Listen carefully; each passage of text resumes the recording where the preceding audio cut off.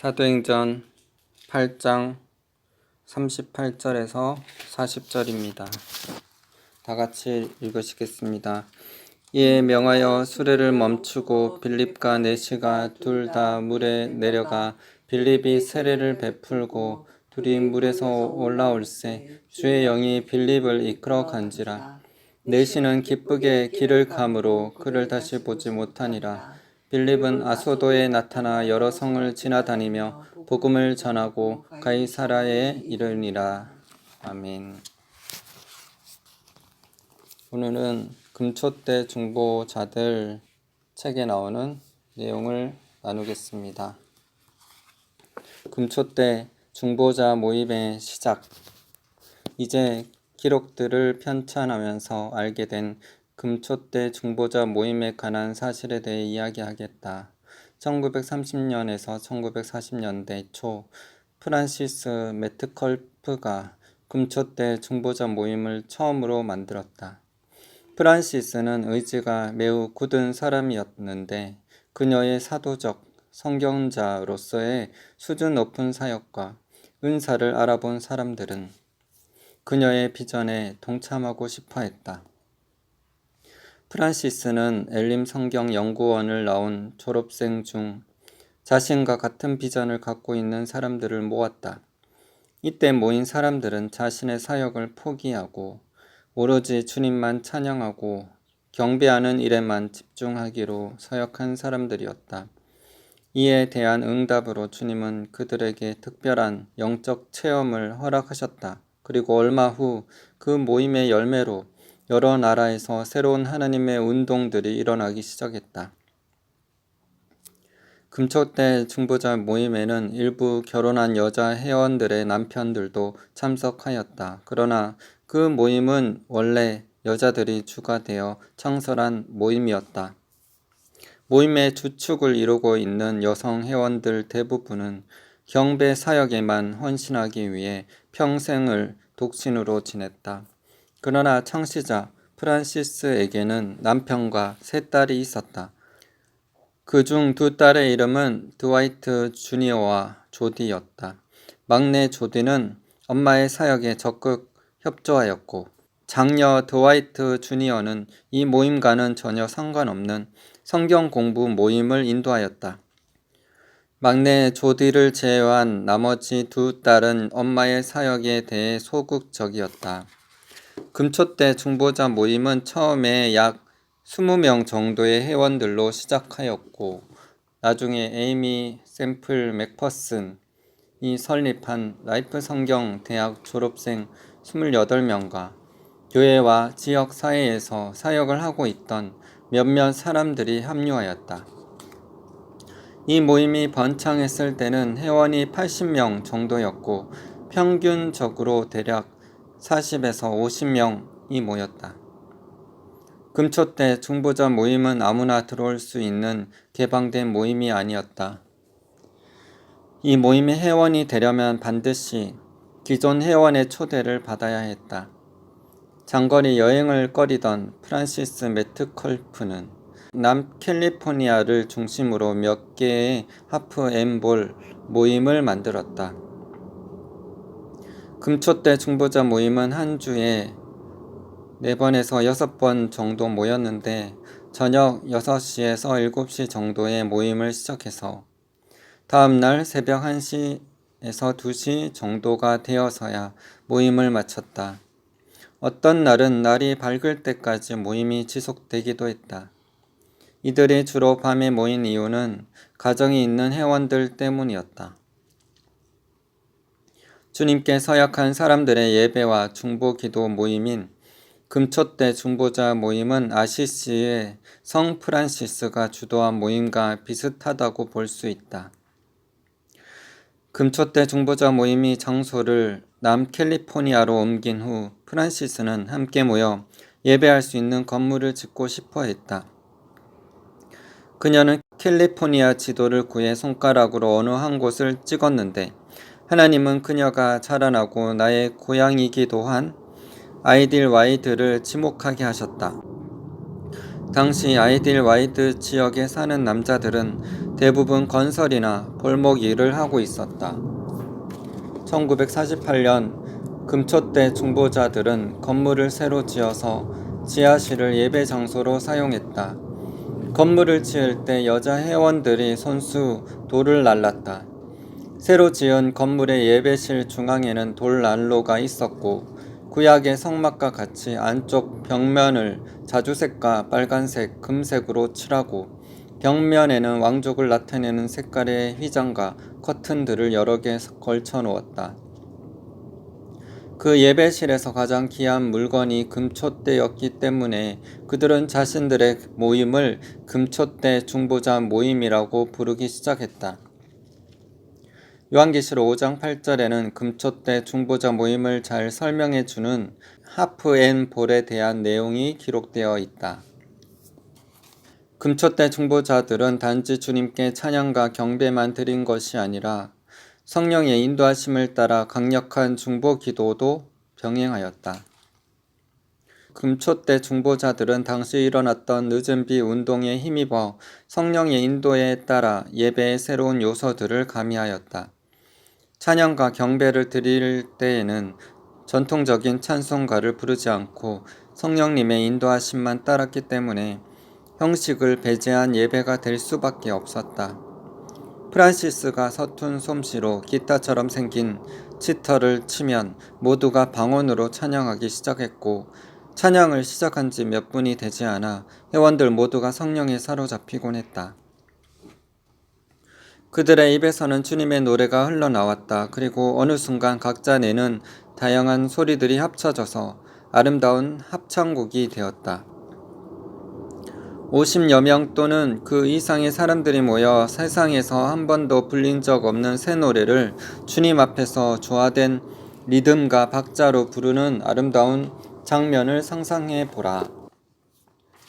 이때 그들의 노래가 어두움의 영들을 물리치는 강력한 무기가 되곤 했는데 참으로 놀라운 일이었다. 그들은 또한 신랑 예수님이 신부에게 불러주는 노래와 신부가 신랑에게 불러주는 노래도 불렀다. 두 그룹으로 나눠 한쪽에서 주님을 노래하면 다른 쪽에서는 즉흥적으로 신부의 노래로 화답하기도 하였다. 그들이 부른 노래 중 즉흥적으로 부른 노래가 많았다는 사실 또한 매우 놀랍다. 프란시스와 금초대 중보자들에게 구약의 절기들은 중요한 의미를 갖고 있다. 그 이유는 그들이 율법 준수를 중요하게 생각해서가 아니라 구약의 절기들이 다시 오실 신랑 대신 주님의 예표였기 때문이다. 그들이 예배에서 행하는 모든 행위들은 율법의 완성이시자 교회의 머리이신 주님께 초점이 맞춰졌다. 그들은 구약의 모든 절기들이 예수님을 가리킨다고 생각했다.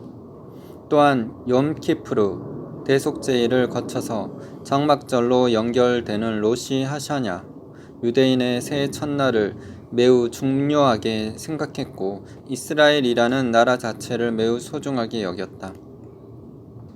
이스라엘이 나라의 국기를 정식으로 채택하기 몇 년 전 주님께서 프란시스에게 이스라엘 국기의 문양과 색을 미리 보여주셨다. 그녀는 이 사실을 이스라엘 임시정부에 알렸고 이스라엘은 국기에 들어가는 다윗의 방패를 프란시스가 보았다고 주장한 청색과 백색으로 결정했다. 그 이후 이스라엘이 독립을 선언하자 그녀는 자신이 써온 색깔의 문양을 이스라엘 임시의회에 보냈고 이스라엘 지도자들은 1948년에 그녀가 제안한 문양을 이스라엘의 정식 국기로 채택하였다.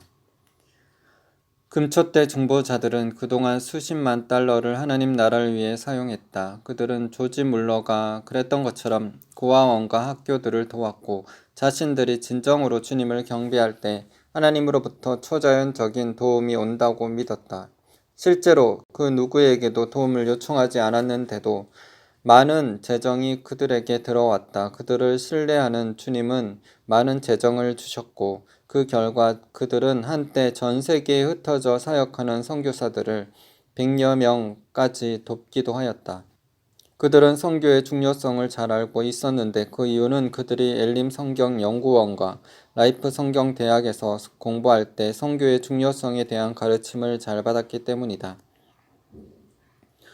그들이 주님의 신부됨에 대한 중요성을 경험하고 자각하게 되었다는 사실은 매우 중요하다. 그들은 예수님의 왕되심을 제대로 이해하였기에 철저하게 그리스도 중심의 삶을 살았다.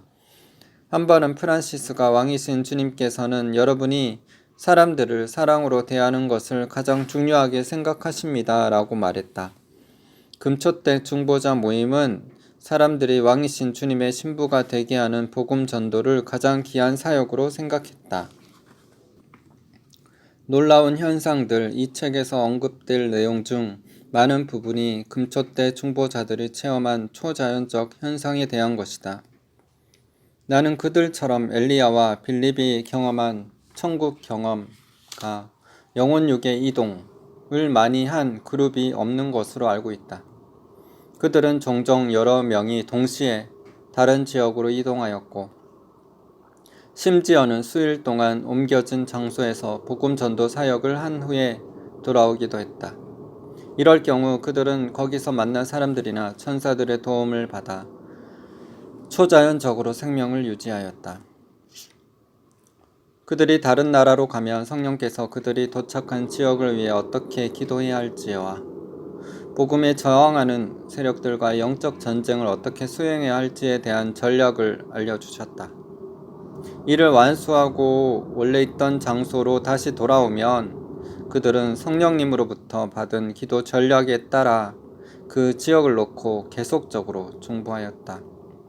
이러한 그들의 사역으로 인해 여러 나라에서 하나님의 놀라운 운동들이 일어났다. 중보 기도를 하는 동안에는 성령님의 인도함만을 받았는데 성령께서 특정 지역을 놓고 기도하는 것에 대해 마음의 부담감을 주신 후 그 지역을 위해 중보하게 하셨다. 그들은 찬양과 경배를 하며 주님이 임하시기를 기다렸고 성령님이 중보하도록 인도하지 않으시면 단지 왕이신 주님만을 집중적으로 경배하였다. 그들이 강조한 것은 영적 전쟁보다도 예배였는데 예배와 영적 전쟁 모두 그들에게 중요한 사역이었다. 이 세상의 다른 지역으로의 육체적 공간 이동과 영의 천국 경험은 영혼 육이 동시에 천국에 다녀오는 것과는 다르다.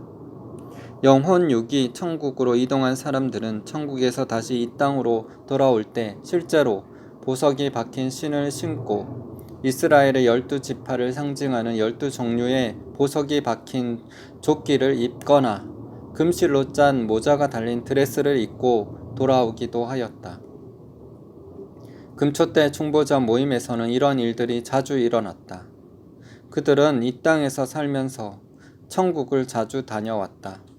만일 프란시스 매트컬프가 천국에서 별을 보았다고 말한다면 그것은 그녀가 마음의 눈으로 별을 본 것이 아니라 영혼 육의 공간 이동이나 영의 천국 경험을 통해 실제로 천국의 별을 보았다는 말이다. 이러한 초자연적 경험들은 모임의 횟수가 더해 갈수록 그 깊이가 더해 갔다. 이런 일은 금초대 중보자들의 첫 모임부터 일어났다. 한 번은 내가 금초대 중보자들의 모임을 가졌던 예배실 안에 있었는데 그때 예배실 문에서 황금빛이 뿜어져 나오는 것을 보았다. 순간 나는 사람들이 그 문을 통해 천국의 방으로 간다고 생각했다.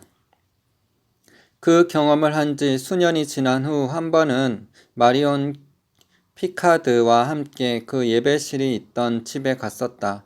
그런데 내가 보았던 문이 그 자리에 없는 것을 보고 깜짝 놀랐다. 그때 어떤 분이 내가 보았던 그 문이 천국으로 통하는 특별한 문이었다고 설명해 주었다. 나는 이것에 대해 더 이상 묻지 않았다.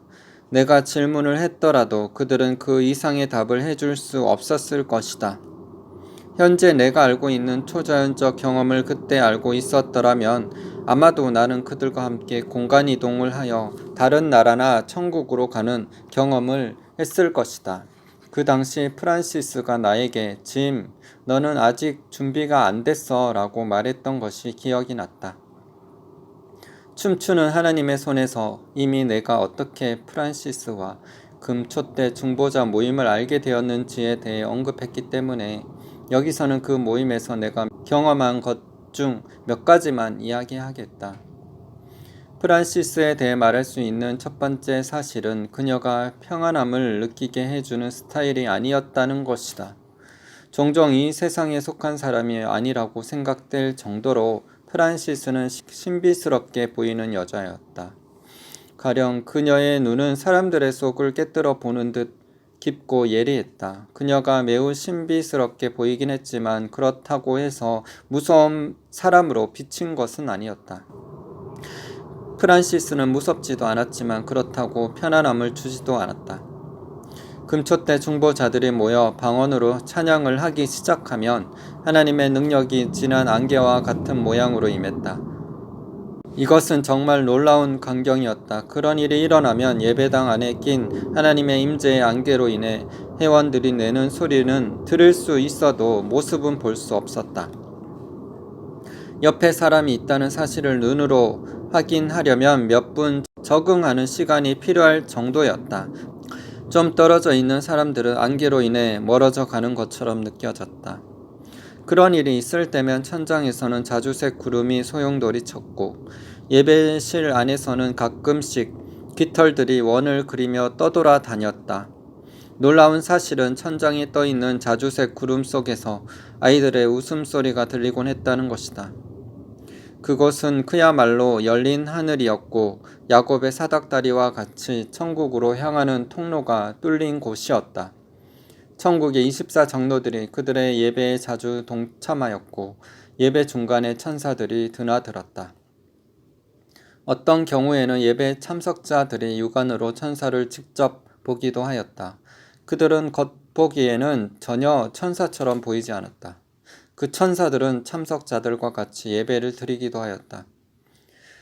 그중 어떤 천사들은 하늘의 비밀을 알려주기 위해 온 천사들이었다. 그들은 대부분의 경우 사람들이 입는 옷을 입고 있었다. 한 번은 예배 시작 전에 평범한 옷을 입은 두 남자가 회원들과 함께 앉아 이야기하는 것을 보았다. 그런데 예배가 시작되자 이 두 남자가 일어서서 회원들과 작별 포옹을 한 후 나를 지나쳐 가더니 순식간에 사라져 버렸다. 나는 프란시스에게 이것이 도대체 뭐냐고 물어보았다. 그랬더니 그녀는 나에게 종종 그랬듯이 짐, 너는 아직 이것에 대해 알 수준이 아니야 라는 말만 되풀이하였다.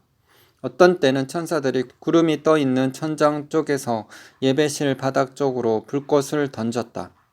그것이 예배실 바닥에 닿으면서 불꽃이 튀었는데 그 순간 나는 천사들의 발을 볼 수 있었다. 그때 그 경험이 너무 생생해서 40년이 지난 지금도 상세하게 설명할 수 있을 정도다. 한 번은 3명의 여자 회원들이 방언으로 경배를 드리고 있었다. 이때 그녀들의 몸과 얼굴은 그곳에 임한 자주색 구름 속에 감춰졌고 팔과 손은 구름 밖으로 나와 있었다. 나는 그때 본 그 장면을 지금도 분명하게 기억한다.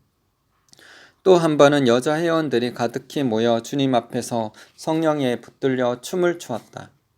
그녀들은 눈을 감고 춤을 추며 걸어 다녔는데도 한 번도 서로 부딪히지 않았다. 이때 그녀들이 춘 춤은 완벽한 조화를 이루어 마치 하나님이 지휘하시는 춤의 오케스트라 같았다. 프란시스가 치터를 치면 천상의 바이올린, 호른, 하프, 트럼펫 소리가 났다. 또한 사람의 음정보다 두세 옥타브 높은 천사들의 노랫소리도 들렸는데 이 소리들이 서로 합쳐져서 천국의 오케스트라와 같았다.